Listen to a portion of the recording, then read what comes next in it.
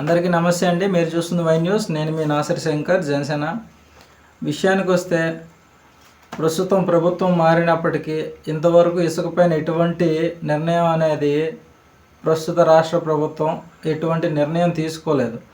అయితే ఇసుక పైన పాత పద్ధతులే కంటిన్యూ అవుతున్నప్పటికీ రాత్రిపూట ఇసుక అక్రమ రవాణా అనేది యథేచ్ఛగా విచ్చలవిడిగా చేస్తూ సొమ్ము చేసుకుంటున్నారు. దీనిపైన రూరల్ ఎస్ఐ గారు దీనిపైన సంబంధిత అధికారులు ఎవరూ కూడా పూర్తి స్థాయిలో స్పందించడం లేదు.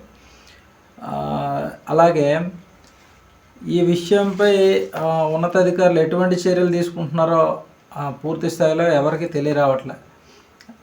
రాత్రిపూట పూర్తి స్థాయిలో ఈ అక్రమ రవాణా కట్టడి చేయడానికి రూరల్ ఎస్ఐ గారు ఏ విధంగా ఎటువంటి చర్యలు తీసుకున్నారో కూడా తెలియట్లేదు. శ్రీకాకుళం రూరల్ ఎస్ఐ గారికి ఎన్నిసార్లు మనం దీనిపైన అధికారులు ఎందుకని పూర్తి స్థాయిలో స్పందించడం లేదు.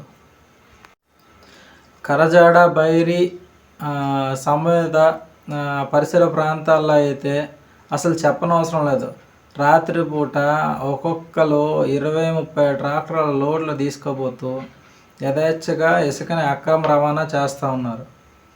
అయితే ఈ కరజాడ, బైరి గ్రామాలు ఈ పరిసర ప్రాంతాలు అనేవి శ్రీకాకుళం రూరల్ పోలీస్ కార్యాలయం కిందికి వస్తాయి. అయితే రూరల్ ఎస్ఐ గారు దీనిపైన ఎందుకని పూర్తి స్థాయిలో స్పందించడం లేదు.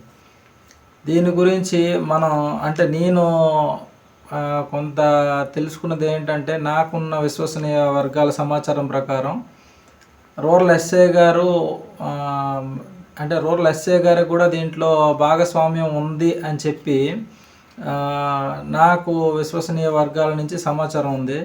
అయితే నేనేమంటానంటే, ఒకవేళ అది నిజం కాదు అనుకుంటే రూరల్ ఎస్ఐ గారు దీనిపైన ఖచ్చితంగా స్పందించి డిపార్ట్మెంటల్ యాక్షన్ ఖచ్చితంగా తీసుకోవాలి. పూర్తి స్థాయిలో ఈ రోజు నుంచి రాత్రే కాదు పగలే కాదు అక్రమ రవాణా అనేది ఇసుక అక్రమ రవాణాని పూర్తి స్థాయిలో కట్టడి చేయాలి.